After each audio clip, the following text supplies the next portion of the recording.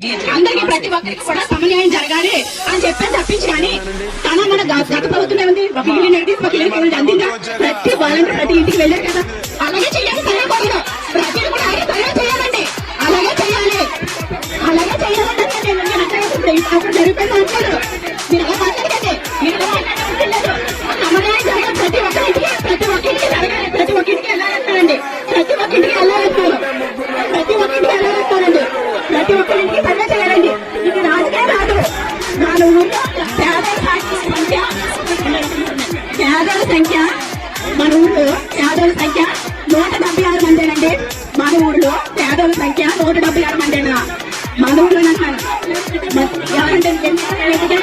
ఎందుకు ఎవరండి మీ ప్రభుత్వం ఉన్నప్పుడు మీరు ఎందుకు ఇస్తారండి మీరు ఎందుకు ఇవ్వడం మీ ప్రభుత్వానికి నమ్ముతున్నప్పుడు మీరు ఎందుకు ఇవ్వాలి